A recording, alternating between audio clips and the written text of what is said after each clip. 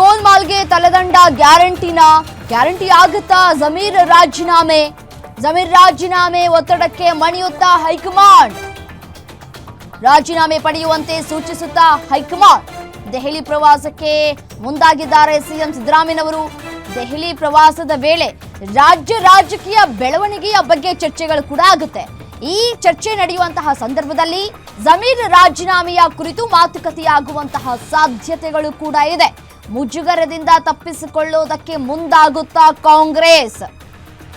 ಜಮೀರ್ ರಾಜೀನಾಮೆಯನ್ನ ಪಡೆದು ತನಿಖೆಗೆ ಸೂಚಿಸುತ್ತಾ ಸರ್ಕಾರ ಅನ್ನುವಂತಹ ಪ್ರಶ್ನೆಗಳು ಕೂಡ ಇಲ್ಲಿ ಉದ್ಭವ ಆಗ್ತಾ ಇದೆ. ಈ ಹಿಂದೆ ಸಾಕಷ್ಟು ಸಚಿವರುಗಳು ಕೂಡ ಅವರ ವಿರುದ್ಧ ಗಂಭೀರ ಆರೋಪ ಕೇಳಿಬಂದಂತಹ ಸಂದರ್ಭದಲ್ಲಿ ರಾಜೀನಾಮೆಯನ್ನ ಕೊಟ್ಟಿದ್ರು. ಸೊ ಹಾಗಾಗಿ ಈ ಸಂದರ್ಭದಲ್ಲಿ ಜಮೀರ್ ರಾಜೀನಾಮೆಯನ್ನ ಪಡೆದುಕೊಳ್ತಾರಾ ಹೈಕಮಾಂಡ್ ನಾಯಕರು?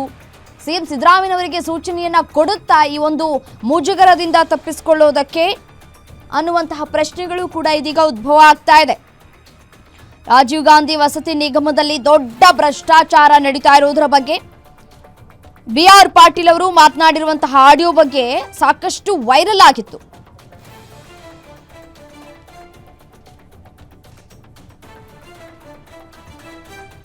ಇದೇ ವಿಚಾರಕ್ಕೆ ಸಂಬಂಧಪಟ್ಟಂತೆ ಮತ್ತಷ್ಟು ಡೀಟೇಲ್ಸ್ ಕೊಡ್ತಾ ಹೋಗ್ತಾರೆ Maruti Pavagada, political bureau head, ನೇರ ಸಂಪರ್ಕದಲ್ಲಿ ಜಾಯಿನ್ ಆಗಿದ್ದಾರೆ ನ್ಯೂಸ್ ಡೆಸ್ಕ್ನಿಂದ.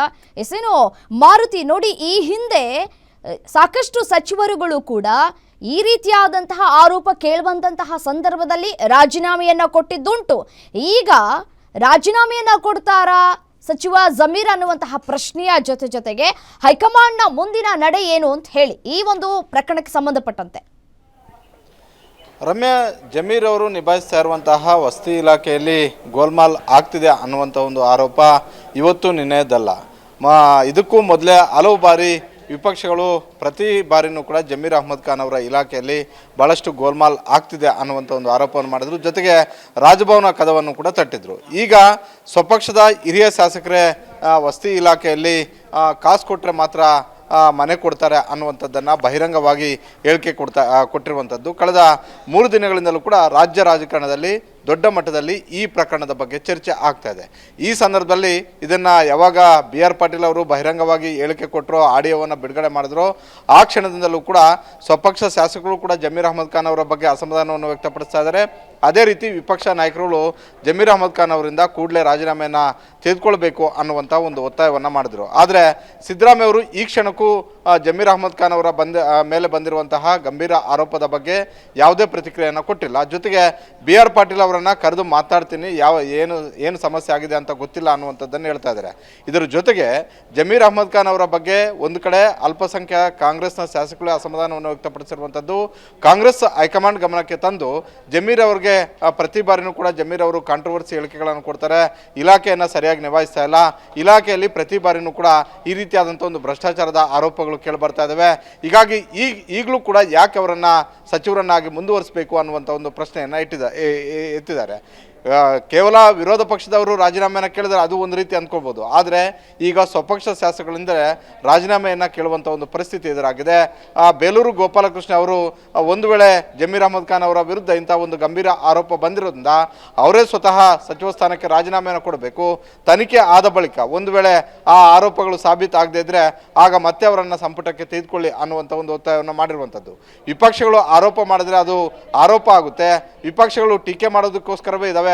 ಸರ್ಕಾರವನ್ನು ಟೀಕೆ ಮಾಡುವಂಥದ್ದು, ಸರ್ಕಾರ ಏನೇ ಮಾಡಿದ್ರು ಕೂಡ ಅದಕ್ಕೆ ವಿರೋಧವಾಗಿ ಮಾತಾಡುವಂಥದ್ದು ವಿಪಕ್ಷಗಳ ಕೆಲಸ ಅನ್ನುವಂಥದ್ದನ್ನು ಸಿದ್ದರಾಮಯ್ಯ ಅವರು ಸಮರ್ಥನೆ ಮಾಡ್ಕೊಳ್ಬೋದು, ಡಿ ಕೆ ಶಿವಕುಮಾರ್ ಅವರು ಸಮರ್ಥನೆ ಮಾಡ್ಕೊಳ್ಬೋದು. ಆದರೆ ಈಗ ಸ್ವಪಕ್ಷ ಶಾಸಕರೇ ಬಿಟ್ಟಿರುವಂಥ ಒಂದು ಆಡಿಯೋ, ಸ್ವಪಕ್ಷದ ಬೇರೆ ಶಾಸಕರು ಕೂಡ ಜಮೀರ್ ಅಹ್ಮದ್ ಖಾನ್ ಅವರ ಬಗ್ಗೆ ಅಸಮಾಧಾನವನ್ನು ವ್ಯಕ್ತಪಡಿಸ್ತಾ ಇರುವಂಥದ್ದು, ಬಹಿರಂಗವಾಗಿ ಅವರ ರಾಜೀನಾಮೆಗೆ ಒತ್ತಾಯ ಮಾಡ್ತಿರೋದ್ರಿಂದ ಇವತ್ತು ಸಂಜೆ ಸಿದ್ದರಾಮಯ್ಯ ಅವರು ದೆಹಲಿ ಪ್ರವಾಸಕ್ಕೆ ಹೋಗ್ತಾ ಇದ್ದಾರೆ. ಕಾಂಗ್ರೆಸ್ ಹೈಕಮಾಂಡ್ ಭೇಟಿ ಮಾಡಿದ ಸಂದರ್ಭದಲ್ಲಿ ರಾಜಕೀಯ ವಿದ್ಯಮಾನಗಳ ಬಗ್ಗೆ ಚರ್ಚೆ ಮಾಡ್ತಾರೆ.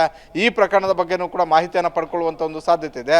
ಆಗ ಕಾಂಗ್ರೆಸ್ ಹೈಕಮಾಂಡ್ ಯಾವ ನಿಲುವನ್ನು ತೆಗೆದುಕೊಳ್ಳುತ್ತೆ, ಸಿದ್ದರಾಮಯ್ಯ ಅವರಿಗೆ ಯಾವ ಸಂದೇಶವನ್ನು ರವಾನೆ ಮಾಡುತ್ತೆ, ಈ ಮುಜುಗರವನ್ನು ತಪ್ಪಿಸಿಕೊಳ್ಳೋದಕ್ಕೆ ಜಮೀರ್ ಅಹ್ಮದ್ ಖಾನ್ ಅವರಿಂದ ರಾಜೀನಾಮೆಯನ್ನು ಪಡ್ಕೊಳ್ಳಿ ಅನ್ನುವಂಥ ಒಂದು ಸಂದೇಶವನ್ನು ಸಿದ್ದರಾಮಯ್ಯ ಅವರಿಗೆ ಕಾಂಗ್ರೆಸ್ ಹೈಕಮಾಂಡ್ ಕೊಟ್ಟು ಕಳಿಸುತ್ತಾ ಅನ್ನುವಂಥದ್ದು ಈ ಕ್ಷಣದಲ್ಲಿ ಎದ್ದಿರುವಂಥ ಒಂದು ಪ್ರಶ್ನೆ. ಹೀಗಾಗಿ ದೆಹಲಿಗೆ ಬಂದ ಬಳಿಕ ಈ ಬೆಳವಣಿಗೆಗಳು ಆಗುವಂತಹ ಸಾಧ್ಯತೆ ಇದೆ. ರಮ್ಯಾ, ಮತ್ತೊಂದು ವಿಚಾರ ಏನಪ್ಪಾ ಅಂತಂದ್ರೆ ಕಾಂಗ್ರೆಸ್ ಭ್ರಷ್ಟಾಚಾರದಲ್ಲಿ ಅಂದ್ರೆ ಕರ್ನಾಟಕ ಭ್ರಷ್ಟಾಚಾರದಲ್ಲಿ ನಂಬರ್ 1 ಆಗಿದೆ ಅಂತ ಹೇಳಿ ಕಾಂಗ್ರೆಸ್ನ ಶಾಸಕರೊಬ್ಬರು ಹೇಳಿಕೆಯನ್ನ ಕೊಟ್ಟಿದ್ರು ಬಸವರಾಜ್ ಅವರು.